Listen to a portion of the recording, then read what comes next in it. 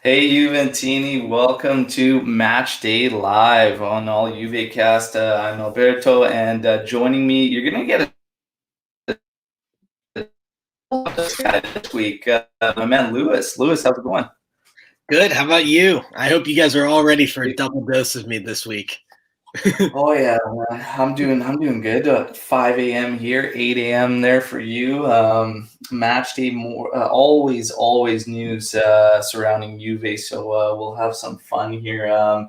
The players list, the team list for this Coppa Italia match with Genoa. We'll go over that. We'll go over all the rumors surrounding basically Juventus and their mercado right now.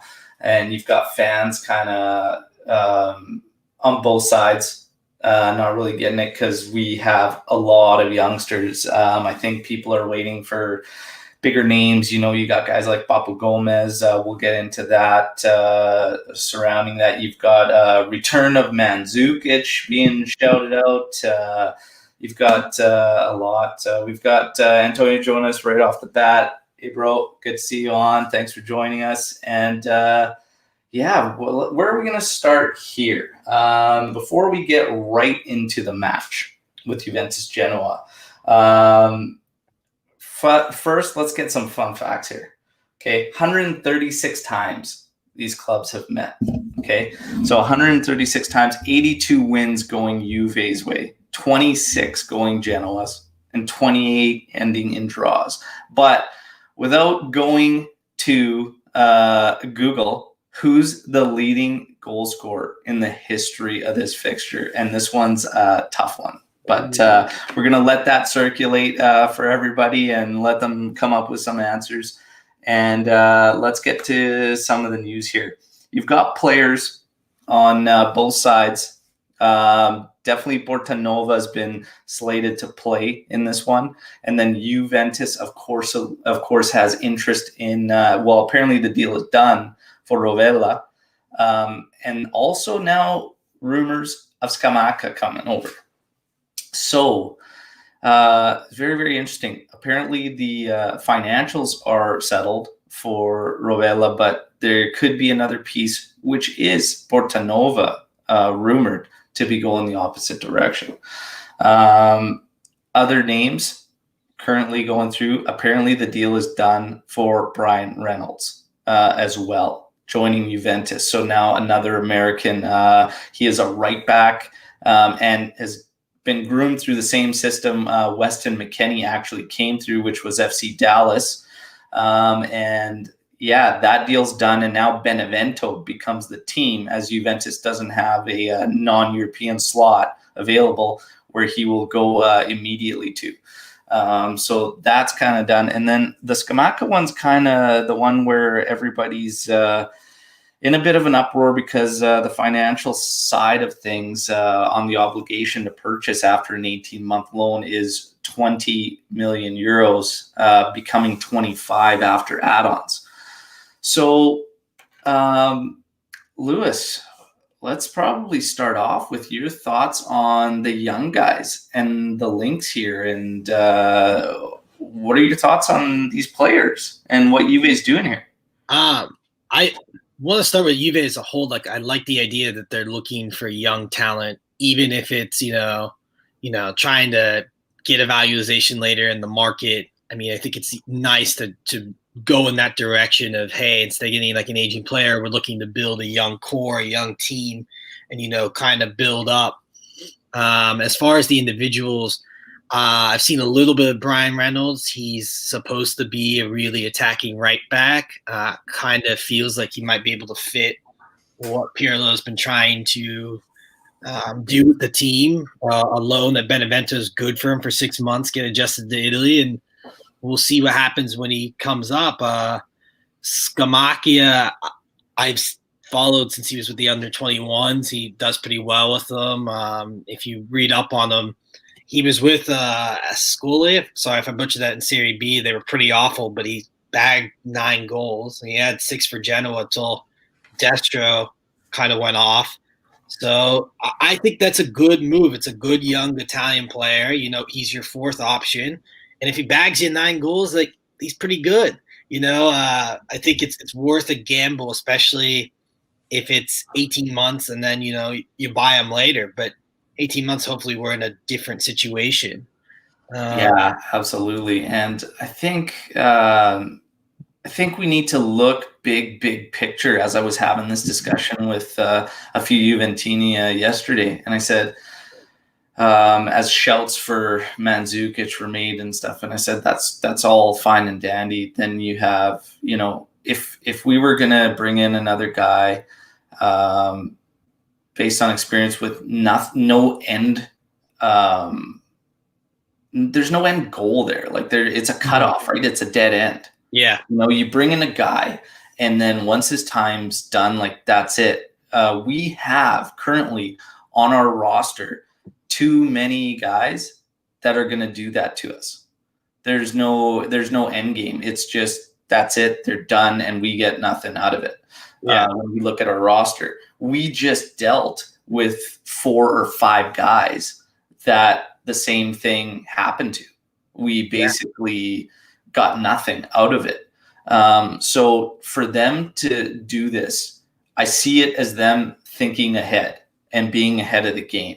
You start stockpiling young talent. You start gathering these guys, and it's guys you're not going to lose on.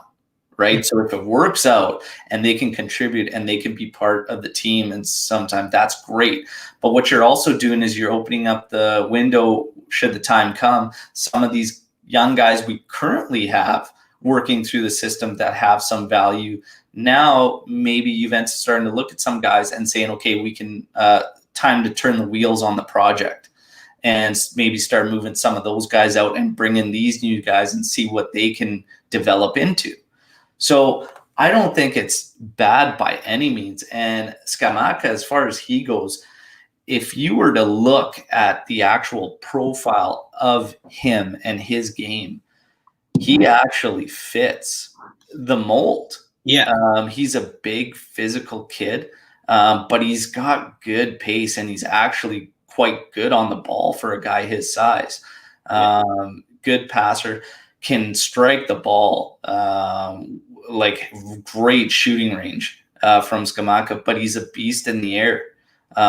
So he fits a profile. If you can pick up a guy like him, you're not going to lose in the long run financially. Should the time come you want to sell him, you'll probably make, right? Not only that, but if he in the short term provides a bit of a fix, which is just 4th option that we're after, I'm fine with that.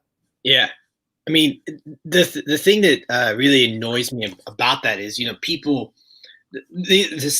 will complain, oh, Giroud's too old, oh, Mandzukic is too old, oh, Llorante's too old, Pele's too old, and now it's like we got a bright young player, and that's like, oh, well, he's not so-and-so. And I think that with some of those older players, you kind of know what you're going to get from them. I mean, they're like guys that you think will bag in maybe 2 or 3 goals. They'll come in and they'll just play some minutes while Ronaldo, Dybala, and Morata get the goals and save the day. Here's a young kid that we don't know where his potential is. We don't know what the output could be. So I prefer that gamble on a young player. What if he's like, the next big thing? What if he's a really good player who comes in and goes, hey, I can contest for this? I mean, to look, in 2 years, we'll have to pay $50 million for Morata. If he dips off, this young player could be that saving grace. I feel like Juventini need to do a better job of being open to some of these young players, because we've had a good eye for them recently, and there's a lot of potential there that's just untapped. Yeah. Not only that, but again, going back to just the current times we're in, to demand the bigger names, it's not realistic, I think. It'd be great, and we'll get into Papu Gomez. Papu Gomez has been trying to, apparently reports yesterday that Atalanta's trying to get him to go. I can't even remember the name of the squad, but he's like, no, he wants to stay in Serie A. I think Papu Gomez, characteristic-wise, fits that creativity mold in that one position where we need it. But again, the other rumors surrounding it are that he's trying to get that one more big kind of contract for him in his career. I believe he's 32. So yeah, it's a tough rate. Finances and the wages, if you're bringing in a guy, but then you got to dump a bunch of wages into it too, I'm not so sure you're not better off, again, stockpiling some younger talent and making the move once things start to normalize. All of a sudden you have a bunch of assets.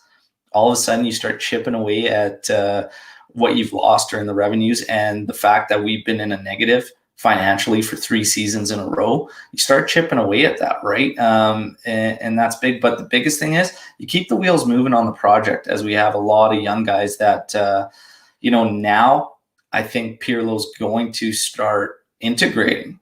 Yeah. And look, it's all of a sudden has this thing where I've got the feeling, yeah, you know what? He's kind of serious about it. The fact that he can rip up for Bota out of there, the fact that we could potentially be playing Portanova in a Coppa Italia match, whatnot, and just the way he speaks about these guys. Dragusin coming in, he'll probably be getting a go too, and we're starting to get a look at these guys. But I actually believe it with Pirlo that if push came to shove, he played these guys confidently, Yeah, I agree 100%. I mean, Pirlo strikes me as a coach that has, I say this on Twitter all the time, he has balls. Like, he makes risky decisions, whether we like him or not. Like, he really, he believes in his tactics that he goes for. He's confident.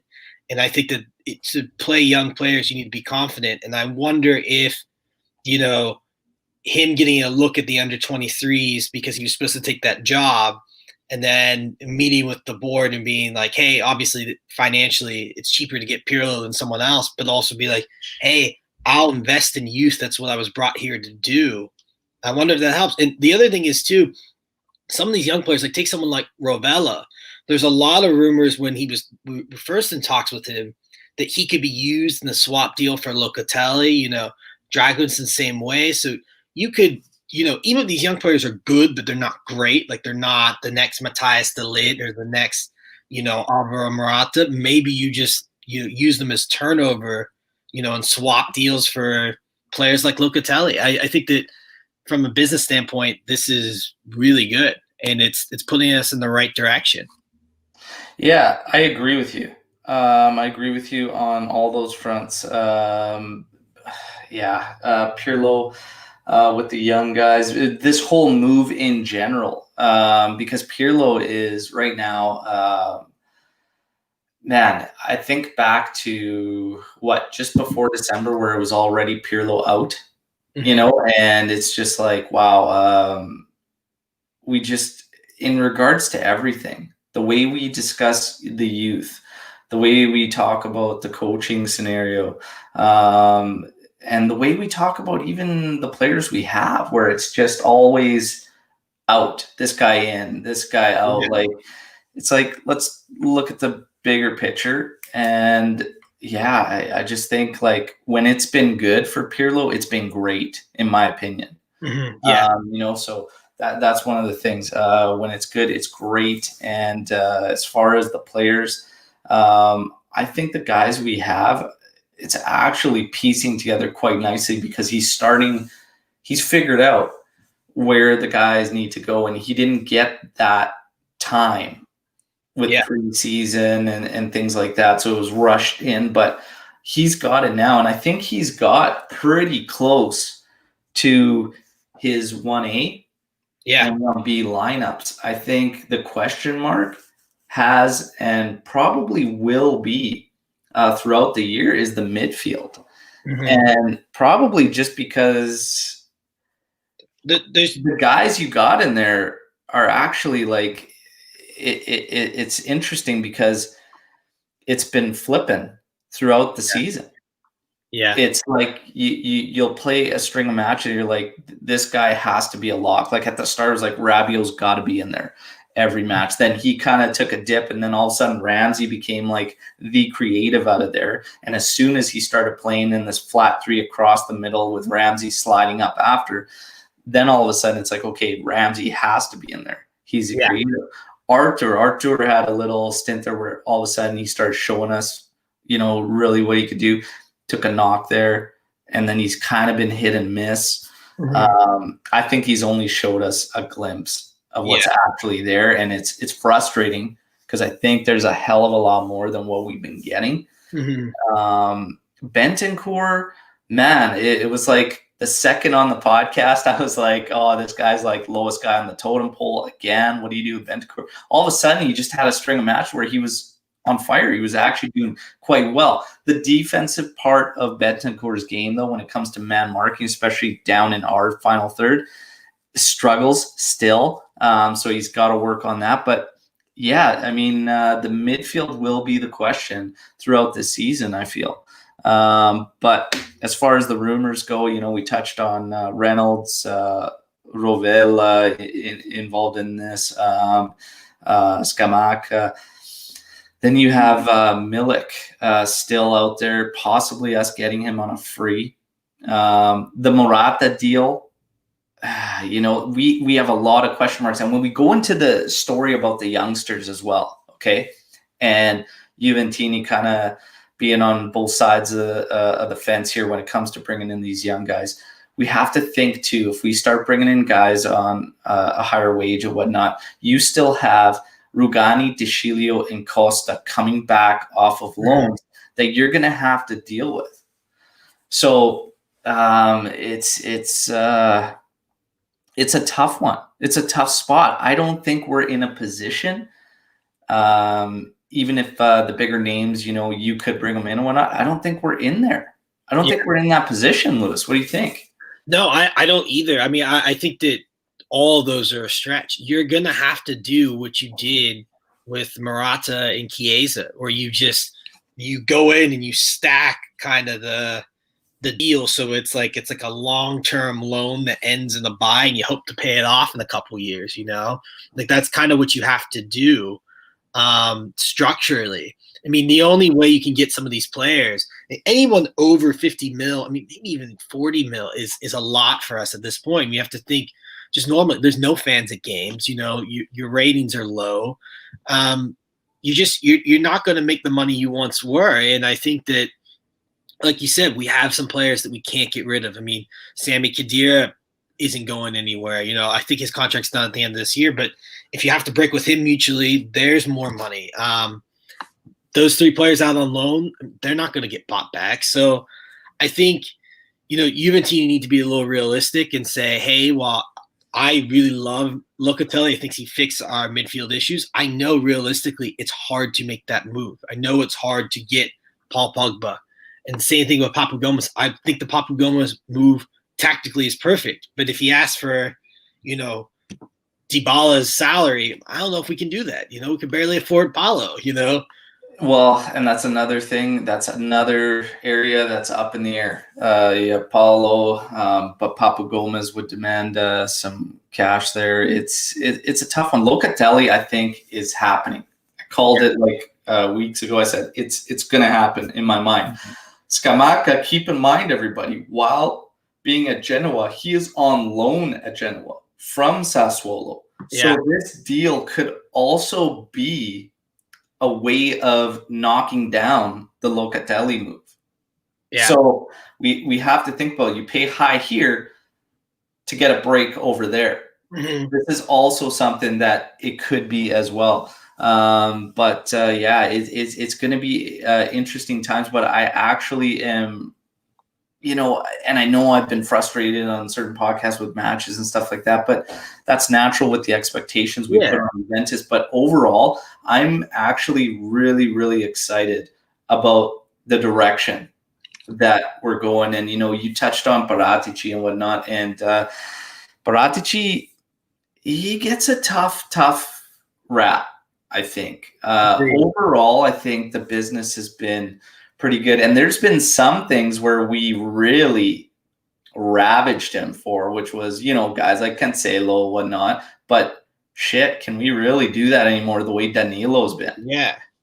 I mean, so it's like that took some time, and maybe a huge surprise because of how it went down. And when everybody was calling for Danilo at the start of the year to play center back, we all thought the same thing. We were all doing our, oh man, like, how is this going to play out, right? But he's been fantastic, man. He's been fantastic. So props to Danilo. And again,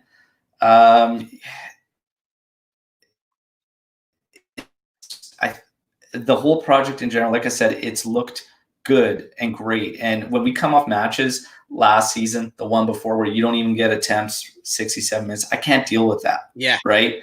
But as long as we see progress, Pirlo, I'm starting to see some progress. I'm also starting to see some progress in the way he approaches his matches. But at halftime, there has been some slight adjustments as of late, which before there wasn't. Yeah. And the substitutions don't seem like they were on that sorry notebook maybe he left on the bench. That was like, okay, at this minute, we're going to make a change. At this minute, we're going to make a change. Yeah. It seems a lot more balanced now. Well, case in point, at Sassuolo, he brought Aaron Ramsey on because Weston McKennie got hurt and then took him off. So to have the, the balls really to do that, that's a tough thing for a manager to do, is to bring a player on. But to know, hey, either this guy can't play all 60 minutes because we want to rest him for future games, or hey, tactically this is wrong, we're going to bring him off. It's very sound. I think on the note about the project, I've been saying for a little bit, if you take Fiorentina away, which we shouldn't throw that away because obviously that was a mental collapse. But if you take that match away, the last 2 months have been almost flawless. I mean, they've been really, really good, minus maybe the Atalanta game where we couldn't finish, but we could have put 4 or 5 away. Yeah. And I think as far as the tactics go, Pirlo has figured out, hey, this is a 4-4-2 that going forward becomes a 3-5-2, and then we come back into the 4-4-2. It's it's simplified now. So I think that's been really good because now the formation is simplified. We can play players in the right spot because we know where to go and where to adjust it. Yeah, absolutely. Real quick, we're going to give a shout out to Easy Topic. Join us from Uzbekistan. Thanks for joining. Get your comments in there. And then Antonio, hope that's my hoodie in the background, ready for shipment. Yeah, don't worry, we're getting orders ready.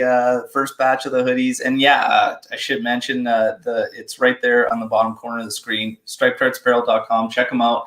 The hoodies, oh yeah, Lewis rocking the Fenomeno Vero Del Piero there. But the hoodies are pre-sale only, guys. So if anybody's interested, check that out. Jordan, my man Jordan joining. Thanks for joining, buddy. Pleasure to have you on with us. And by all means, guys, get your predictions for the Coppa Italia match. We're going to start getting a little more in-depth into this match right now. So Alessandro joining us. How seriously do you think we should take the Coppa Italia? I want to win every trophy up for grabs, but definitely harder this year with injuries, schedule, etc. Not only that, but of course, COVID. So we've been hit with COVID, and it was only a matter of time, really. To think that you'd go through unfazed would never be realistic. But how seriously should we take the Coppa Italia? So here's the thing is I think when it comes to depth, this particular season's probably the best depth we've had in quite some time because the guys can actually make impacts. I've been saying recently that I like Kulishevsky, the way he's been entering matches, because he actually is pretty strong. He's a little awkward in how he moves and whatnot, but he is strong physically. When he's running at the defense, he's at his best. I think he's somewhere between that player in the hole that links midfield to forwards, and also like that second that needs a 9 with them that could do some damage up top. But he makes an impact. McKennie coming in, whether he's at the start or he comes in at halftime, he makes a difference. He's got so much energy. He's great at winning the ball, and he's definitely willing to jump in and join the attack. He makes a big difference. If Chiesa doesn't start a match and then enters one, he's a thunderbolt, man. Yeah. Like, it's just so. I think depth-wise, if Paulo doesn't start a match, and then you could pull a guy like that off the bench. Whereas in previous last couple seasons, it feels like who we started with is kind of where it ended. Yeah. Right? So I think in terms of this season, how seriously should we take the Coppa Italia? I don't think it needs to be like the be-all, end-all. But we should definitely be making a long run. And let's get into the lineup. The projected lineup of what we're going to see today is Buffon in goal, Demiral, Dragusin, Chiellini, and Frabotta, with Bernardeschi, Artur, Rabiot, Bortanova, and Kulishevsky and Morata up top. In my opinion, that's a pretty solid lineup where you're taking it somewhat seriously, but you're still getting guys like Dragusin minutes. And he's going to get – and I know that there's a lot of worries out there, but honestly, if he's starting and he's got Gigi behind him and Chiellini to his left, that's perfect time to start the kid. You know? Well, those are the guys to get him in there. Bernardeschi should be getting minutes. He should be fresh, raring to go. It's truly his first start, I think, since he's been sad after having a great run for us in a couple matches after the international break. It's crazy. There's another guy that all of a sudden is rumored that he's going to accept a move now. All of a sudden, that news coming out yesterday, but I'm not sure I believe it. Not till the summer, I don't think. Yeah, so it's going to be interesting. And it's got to be the right team and whatnot. This is another thing when we start talking about these young guys, you're not going to get handcuffed. So we get handcuffed right now with the bigger names and guys, even guys we took on free, Ramsey, Rabiot, because no one's going to probably match the wages, and they got to agree on the teams they go to. When you pick up this young talent and you want to make a move and start getting the plusvalenza, the term that all Juventini are familiar with, but when you want to make that plusvalenza, a young guy's not going to stop moves because it's like detrimental to them, you know, to shut down moves. Like they want to go somewhere. They got to get the minutes. It's crucial for them to continue to grow and get bigger deals. But as far as how serious we're going to take the Coppa Italia, Pirlo spoke to this in his presser too, basically saying that basically it's something that nobody gets up for right away. But as you get into the later rounds, you start to get really into it and want to get after it. For us, this particular match today is great because you can get Chiellini a start. Knock on wood that goes well. No injuries or anything. But you get Artur in there again and see what he can do and get him a start because he's been coming off the bench for quite some time now. He did take a knock a few matches back, but it's going to be a big one. Bernardeschi, this will tell us a lot. But the other one is Kulishevsky. Yeah. This is a big one today for Kulishevsky because he hasn't really found his home positionally. And this could be one I'm really interested in seeing as long as the projection is correct with Morata up top. Because I think if Kulishevsky, and we talked about this in depth on the last episode of the podcast, 133 with Francisco. Check it out if you haven't. It was a great live podcast. But I think if he has that 9, that focal point, and Kulishevsky can work kind of with a little bit of freedom around that, I think he could do a lot of damage. So what do you think in terms of these specific players going into this one, Lewis? And Kulishevsky obviously being a focal point there. Yeah, this is why I love the Coppa Italia because, you know, especially in the first round, sometimes the second round, depending on who you're playing, you get to see a rotated squad. You get to see players that normally don't start get an opportunity to really prove themselves, or some young players. As far as the question goes, I think Juventus take it very seriously. Like Pirlo said, like, you know, when you play Milan in the semifinal, like you want to win that game. There's psychological repercussions to that, you know. If you could beat Murder Milan in the round of 16 even, then, you know, set the tone for the rest of the year. As far as the individuals go, I'm really curious to see Dragusin, just to see what he can do. This is a perfect game for him to try. Kulusevski, like you said, needs a really big game. It's really important for him, especially if he's going to be an impact sub for us the rest of the second half, or if we're going to need to lean on him with all the injuries. He really needs to get something going. I'm really curious to see what Chiellini can do. It seems that they're having a flat back three, kind of with Demiral, Chiellini, and Dragusin. So see if the flat back three works, maybe a little bit better than some of the other things we've done. We've never seen that in one of the bigger matches. And I think a couple other players like Arthur, Rabiot, obviously they both kind of need a really good performance. So I'd be curious to see the two of them in the midfield paired, with someone like Portanova.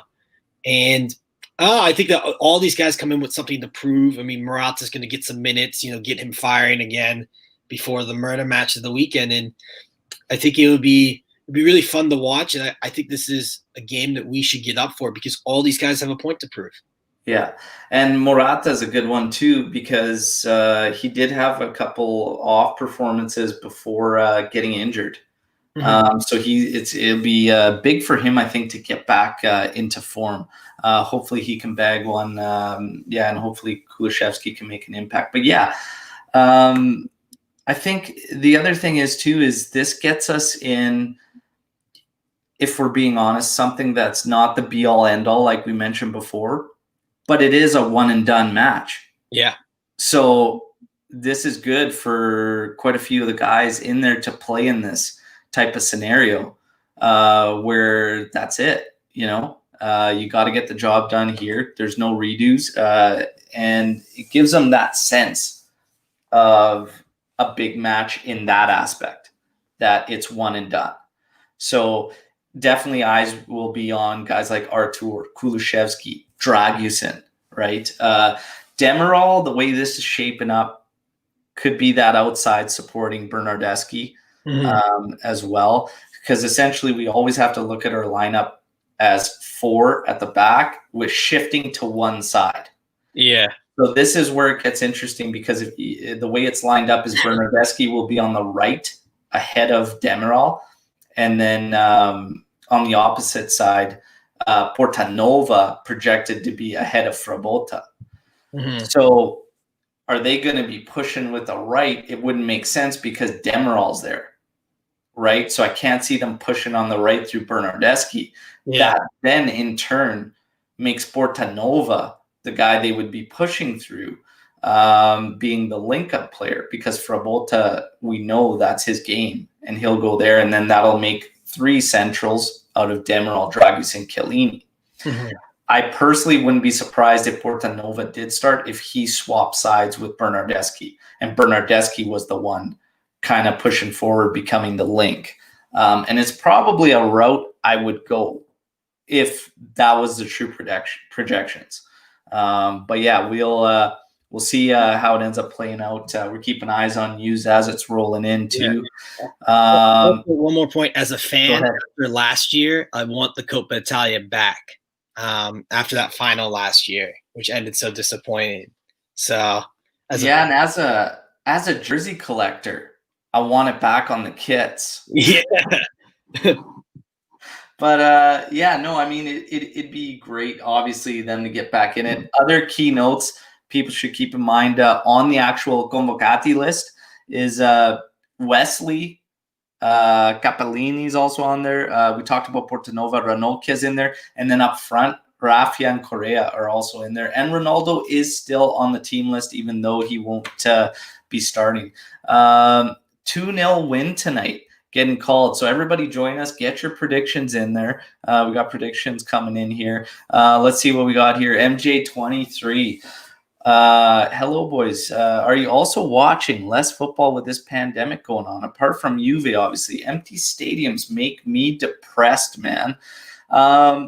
I've been not able to watch as much as I'd like to, and that's really just because of the family life. Not so much the pandemic and what's going on and whatnot, but it is bizarre and also interesting to watch the matches with no fans and the empty stadiums. I always enjoy hearing the talk from the pitch, and man, those matches when Buffon played and you could hear him loud and clear and the instruction, the direction. I love that aspect. So you're kind of hearing some cool things. Man, that rocket from Danilo in the last match, hearing that thing like whiz through and then hit the goal. That's awesome, man.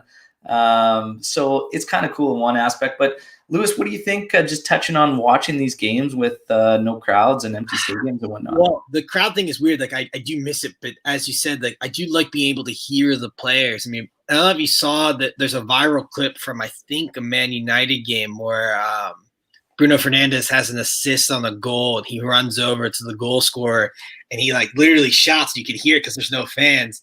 Like, did you see my assist? And Fred goes in the background goes, yeah, it was shit. Like, but you can hear it like on the screen, right?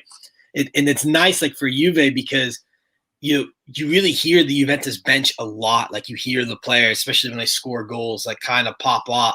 So that part of it's been really exciting just to hear, you know, our players, like who's expressive, who's not. You're starting to notice like where the leaders are, things like that. There's more focus on the game itself because there isn't as much crowd noise. As far as football as a whole, I seem to enjoy the kind of pandemic football because it's like a heart of darkness. It's utter chaos. You know, you got games where you can have a mid-table side just like running on a big team because they're, you know, so strapped down by like the condensed schedule or things like that. Like you see a lot more goals. You know, you're seeing teams like Sassuolo end up 7th or Benevento 9th. Like, you know, like it's really fun to watch because it's given this like wild card element to it. And I thought the same when we came back from the break a little bit. Yeah. And that's just it, right? There's so much like this season, all these matches, everything packed in, like you don't know match to match. And honestly, the consistency with Juve has been something that's been questioned throughout this season so far into it. And it's hard to piece it together, but you and I have been part of many discussions when it comes to the consistency. And it's a combination of everything going on. Like it totally is. Like you have naturally in seasons, you'll get injuries. Juventus, we are no strangers to injuries. Here. So you've got injuries. Now you have COVID, you know, then you have this packed schedule. Then you have a team like Juve who's transitioning with its third coach in 3 seasons. And then you have the players that just got brought into the squad. You know, and you're trying to integrate Chiesa, Kulusevski, Artur, Morata coming back, except that one didn't skip a beat. You know, you've got a backline that's been a little uneasy. You know, you had Frabotta having to play early on, and it's just there's a lot of moving pieces to this, and I think the inconsistency is just that. And a lot of the inconsistency was Pirlo trying to get to where he's at right now, which is knowing who needs to play where in this hybrid system. Yeah. People also forget that at the end of last season, like how much it took us like kicking and screaming to get to the end of last season. Some of those players like Bentancur, Dybala, Bonucci even, you know, they played almost every minute. I mean, they didn't skip a beat in 3 competitions essentially. So, you know, some of that is carryover from last year. Like Paulo Dybala got no off season and then got hit with COVID twice.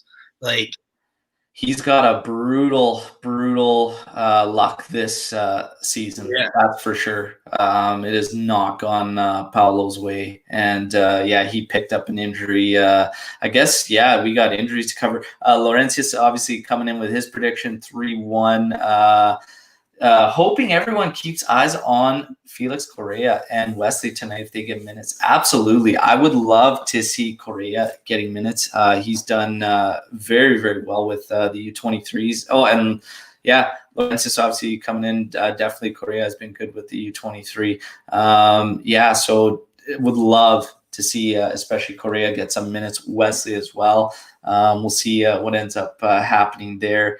I did want to touch on what we were just talking about, Paolo and his injury, of course. We did get some good news, as the last match was a brutal one when it comes to injuries. Obviously, Chiesa, McKennie, and Dybala all picking up injuries. Dybala's it could have been a lot worse. They're calling roughly 3 weeks, which is good news. The other thing is Chiesa, McKennie, day to day, which is huge. So they are basically in a race to get fit for the Sunday. Our COVID listed players, Sandro, Cuadrado, De Ligt, if any are going to be available, they need to test positive on Sunday, basically. To get into the lineup. So that'll be very, very interesting, because that lineup, we'll get to it as we get closer to the match day, but that will obviously, all of those names are going to have major implications on the squad you face Merda with. All kind of at once. Strange 2 weeks. It's like we get our hopes up after a couple big wins, and then all of a sudden it's like, bang. Yeah. Just knock you right down. And every time we start to think we're going to turn the tide on this season, where a lot of Juventini are just kind of hit and miss, they're like, oh man, it just might not be written in the stars for us this year. And then all of a sudden you get these hype wins and you're like, okay, we're coming back. You got Gigi Buffon walking out onto a training pitch being like, no, we're here to fight. You guys know what we're all about, and getting everybody riled up. And then all of a sudden it's like, boom, De Ligt's got COVID. Yeah. Sandro's got COVID. Cuadrado's going to get COVID. Yeah. Then you play a match and it's like, McKennie's out like 14 minutes in or something. Then Dybala's out, and then Chiesa, and it's like, wow, what is going on? Like literally in a span of 1 week, you just get ravaged, right? But at least Juve's got the stones to keep rolling along. And De Laurentiis, our favorite clown in Serie A, trying to get the Supercoppa rescheduled due to the scheduling things. This guy just won't stop. Okay, so let's just, and we'll open it up to everybody listening. Seriously, who's the worst? De Laurentiis? Lotito? You can even throw Gomiso in the mix. Yeah.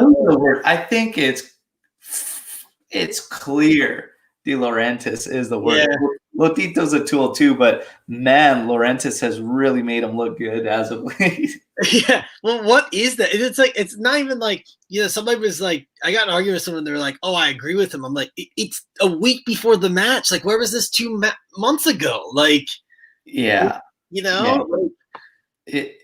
The whole thing with him is it's unbelievable, man. I don't get it. That was one of the awesome parts about Juve getting those cases.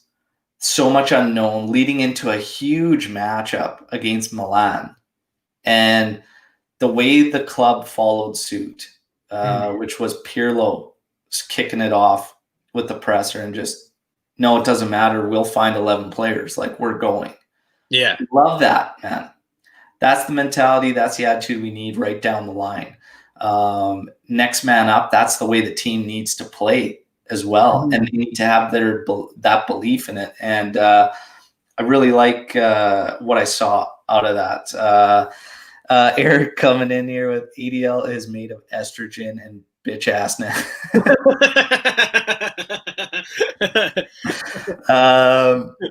I believe this is Pixro. ADL is a mastermind at making us look like the villains. Oh man, Well, you know what? The reason he is because they keep coming in second to us and everything. So it's that oh, we're that small club that can't compete with the big club, and we whine about it. But if we could, and we got Juventus's breaks, we've been so close, and it's like, shut up, man. And I'd love to talk about the breaks, especially this season. What breaks? Yeah. What breaks has Juve really gotten? If we want to get into the discussion, let's get into the PK discussion. And man, So what's that list running around there right now with all these clubs and their list of PKs? And I think Juve's down in 6th on that list or whatnot, but I can't remember how many years it goes back. I can't remember if it's 3 seasons or whatnot, but we're way down on the list. And Milan is climbing that one very rapidly this season when it comes to PKs. But Lazio, I think, was big up there on that one with PKs. Which is, yeah. Well,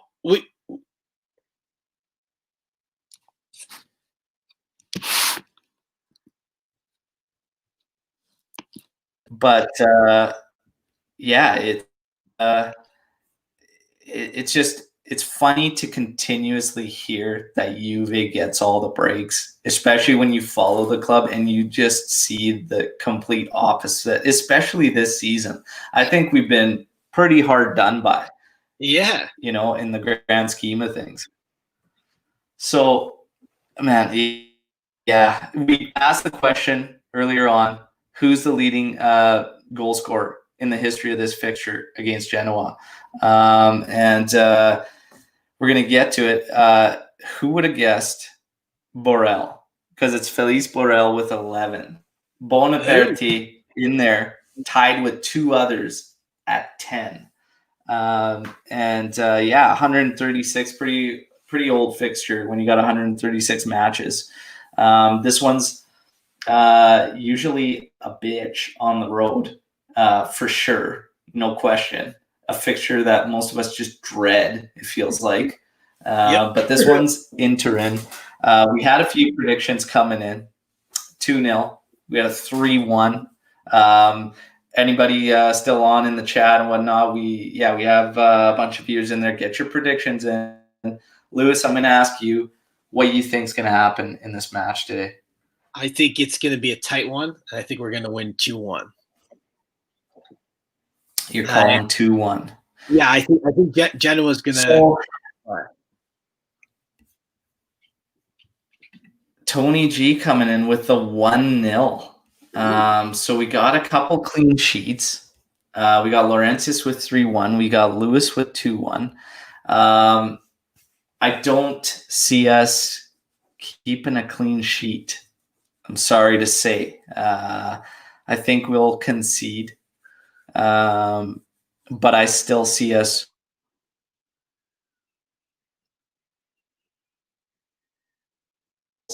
for Juve to get the job done. I see a 2-1 victory.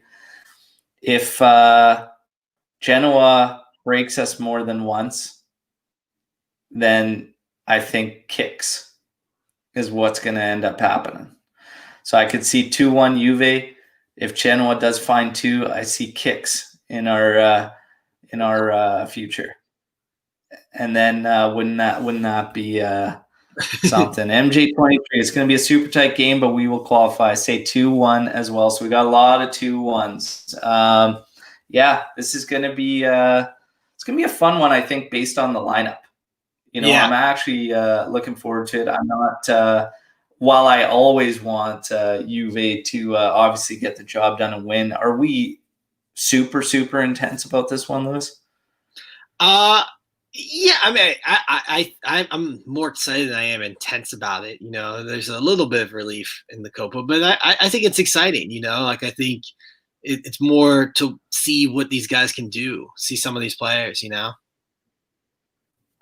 Yeah, absolutely. We got Lawrence coming in with Dragusin, Chiellini, and Demiral. Doesn't exactly make me feel secure, though, to be honest. I don't know. I've got a lot of faith still in Chiellini. I think, honestly, if you take the fact that his body just can't keep up anymore, actual playing and actual performance-wise, I still trust him. Do you feel the same with Chiellini, Lewis? Yeah, I mean, it's his body I don't trust versus his playing. You know, like he's a little bit different. Like at the end of Andrea Barzali's last year, like you could tell that he couldn't keep up. But I feel like as far as the player goes, like Chiellini can still keep up. It's just that, you know, what's his physical standpoint. I'd also like to remind everyone that Chiellini came off of an awful injury at 36 without a preseason. So, Yeah. I don't know. I know he's had some injury issues before that, major injury, but there still might be a little juice left in the tank now that he's had some time off and they've kind of taken their time to recuperate him. Yeah, absolutely. So yeah, I mean, Chiellini, I still have faith in his playing abilities. With Buffon behind him as well, a lot more faith. Dragisin, I think that'll help ease him into this. And Demiral will be on that outside. Demiral's looked a little suspect when he's been on that outside position versus central. Yeah. So that one's kind of a question mark. What do you think about Demiral so far, Lewis? And I know that obviously there was that rumor about a week and a half ago, 2 weeks, where he's upset about time or whatnot and maybe looking at moves now, which I found strange given the fact that he got 2 injuries in quick succession. And it didn't quite make sense to me. And I didn't hold a lot of truth to it, even though it was confirmed by other accounts that that's what was happening. But it just seems strange to me. But Demiral, I like him. I like his traits. I think he's a type of defender we don't really have, who's that kind of that has got that mean streak. Yeah. And you need a guy like that as part of your defense. But overall, he still needs to polish up quite a bit. Yeah. And clean it up, right? When he came in right out of the gate, I was like, oh, this guy's got high aggression. He's going to get like sent off all the time. Like he's got to bring it down, right? But he did. He cleaned it up quite a bit, but he's still got a way to go. Just what are your thoughts in general on Demiral? I'm a fan of Demiral. I think that he's got the mentality you look for. I think that he's, high energy. There's a really good player there. I think that he reminds me a little bit of Mehdi Benatia. First couple years Benatia was with us, he had some injury issues. He was really high energy. Juve needed to work with him to kind of discipline out. And that last year, with the exception of that Real Madrid game, he was really, really good. So I think that Demiral, I think after this year, it feels like the end of an era. Chiellini is struggling with injuries. Bonucci is not at his best, and everyone knows it. I mean, the only reason the guy plays consistently is because the other two have been hurt so much. But I think if he can get his body on track, they'll work with him. And, next year we could see the start of a really good player for Juventus. As far as the rumors go, I don't know if I believe those because I think, like you said, he's been injured most of his career here. So I don't think playing time regardless. I think maybe that could be something that's leaked by, someone close or like an agent just saying, hey, remember you got this kid here with Bonucci's performances. But I wouldn't read into it too much yet. Yeah, I think again, it seems so odd considering he literally, like, the day that news broke was like the day after he was actually fit enough to be part of a team list, right? So it was like it was just so bizarre. But yeah, I think he's really, really promising. I think it would be a big mistake actually if we were to let this guy slip away. Yeah. So yeah, definitely want to see him hang around. This is a huge stretch for him with delayed out. I mean, we have Genoa today, but remember the weekend, there's a couple games coming up, the Super Cup. If there's any time to figure out what kind of defender Demiral is, like these next couple games will show it. Absolutely. And Tony G coming in with, I want Morata to score and warm up for Merda. Absolutely. Absolutely want Morata to score. I'd love if everybody in the lineup scored today. But no, Morata, we talked about him earlier on. A couple off performances before getting that knock and having to sit a couple matches out. But he's got to get back into the form we need out of him. He's a true 9. Nobody else in our roster plays as a 9, is a number 9. So he's crucial to us. He he does so much. The way he plays that position, it opens up space for Ronaldo. It gives guys an outlet to play off of. And there's still so many question marks surrounding Juve, though, and the lineups and stuff, because all of a sudden you get Chiesa, and we haven't really seen a whole lot of Chiesa on the right with Morata leading the attack and being able to play off of him as well, too, right? So there's that aspect of it. We talked about Kulusevski earlier on and still having things that we need to see and whatnot. So while Pirlo has progressed, in my opinion, and I think you agree too, he's progressed. Yeah. We still have quite a few question marks around the team, and we're always finding more out. But it's one of the things that's keeping me so into it, and just like I'm actually like excited. And it might seem weird that, you know, where we sit in the table still have a lot of work to do ahead of us, but I'm actually like still excited because I do actually believe in the project, and I do see where Pirlo is going with this.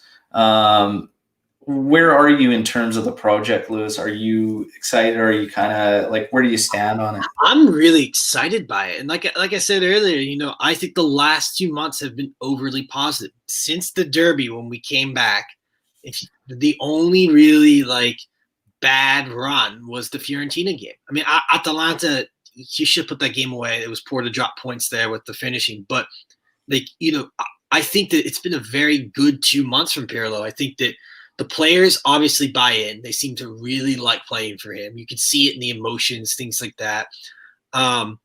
Tactically, it's getting better. I mean, the defense still has some issues to work through, but offensively, they're 3 back-to-back games with 3 goals apiece. You know, what was that, 3 in a row, actually? You know, they got 3 against Milan, which is something that, you know, isn't normal in Juve. You know, usually that's a 2-0 kind of sit-off kind of win. So I think they're good. The individual performances, I mean, I think that's the best thing that Pirlo has done this year is what he's gotten out of some of these individuals. I mean, Chiesa, Danilo have all gone up. Ramsey, Weston McKennie, Morata, you know, even Ronaldo was scoring at a quicker pace than he was normally to start the season. So I think that there's some good individual performances there to be excited about. And, you know, I'm overly positive about it. I think that he's getting better at his adjustments, and he's figured out his tactics. And, you know, he's got guts. And I think that's what we've been missing for 3 years now, is a coach that has some guts, says, hey, we're going to play this way, or I'm going to do this with the game, or I'm going to make these substitutions because, you know, I know that I know what I'm doing. Yeah, absolutely. Absolutely. And man, yeah, great to touch on the thoughts of Pirlo and the project so far. AJ thinks Demiral will be sold in the summer. You know what? In today's day and age and the game, it wouldn't surprise me. I really have this thing now where I feel like nobody's off limits, you know? And it's tough, and it may turn me as a kit collector into somebody that starts putting legends on the jerseys, because I honestly feel that way. And I've seen some guys do some cool things with kits and buying even like this season's and throwing like Sharia 6 on it, whatnot. And it's just like, man, not necessarily a bad idea in today's day and age, because it literally feels that way. Hey, Lewis, like, like everybody's fair game when it comes to moves. Well, there is no loyalty, and also the market is kind of saturated. You know, like the people are going for 60, 70 million. You know, like even if you bag like 15 goals now, you could go for 50, 60 million. So I think that, you know, maybe COVID helps keep that loyalty there, because players can't move as freely. They can't go get bigger money elsewhere.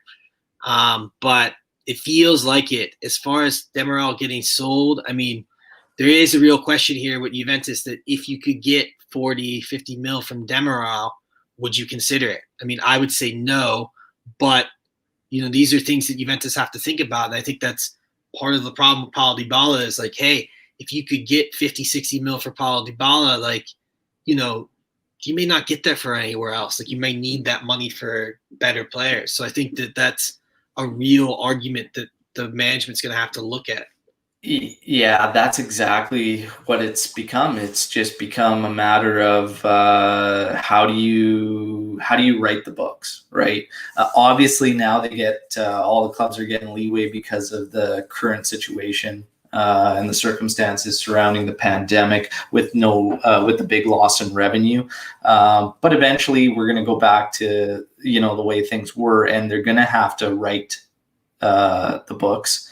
And we've seen it in the past. Guys we don't necessarily think we should be selling, but we do because it's the quickest way to get us from point A to point B. Yeah. And then again, you just start adding pieces and trying to fill your roster out, right? My biggest thing, though, when they do that is just making sense of who they bring in and trying to fill the holes, it seems, because it just seems going saga with the club where you always have holes and guys filling in at least one position. Sometimes a couple, or we lack depth in one position. Like, to me, a team that's taken a lot of money out of the Champions League tournament over so many years should never be in a position where they go into a season like we did, what was it, 3 seasons ago, with 4 midfielders. Yeah. And you play 3. To me, that should never happen. Something like that should never happen to a club that brings in that much money. Agreed. Just from that tournament alone. Yeah. I mean, even logically, like, this year, you came into the year with 4 center backs, and you knew that one of them was an outlier, maybe 2, because Demiral also had a horrible injury that he was coming off of. So, like, that's, like, again, like, sometimes, I look at the club and be like, okay, how can we expect to go in this year with 2 wing backs, essentially, and 4 center backs? Like, it just doesn't make much sense, Yeah, exactly. But man, this has been awesome. Thank everybody who's been joining the chat. Enjoy the game. We again going through predictions. We had 2-0. We had 3-1. We got 2-1s. 2-1s from myself and Lewis. Probably the comment of the match day live going to Eric Acerno Gibbs again, talking about De Laurentiis being made of estrogen and bitch assness. That probably takes the cake. You can collect your prize later, Eric. It's Sweet FA, my man. But thanks for joining. Everybody, enjoy the match. Get a good look at some of these young guys that are projected to be in the lineups. And make sure you tune in for the post-match podcast. Again, same time tomorrow morning, live. Lewis is going to be with me again. And we have another guest making his first time appearance on the All UV cast, joining us from Dubai. So make sure you tune in. I love meeting Juventini from all over the world. I'm really, really excited to hear his story, being from Dubai, and how he became a Juventino. So this is going to be great. But yeah, enjoy the match, guys. Get a good look at some of these young guys. Again, we talked about some of the deals. Rovella, Scamacca possibility. Portanova might be going the other way. And all, I think, slated to be in there. Rovella, maybe not, but they're still trying to finalize everything. So either way, enjoy the match. Hopefully you get the W. Make sure you stay tuned or you tune in tomorrow for the podcast. As always, Forza Juve, fino alla fine. Ciao. Ciao.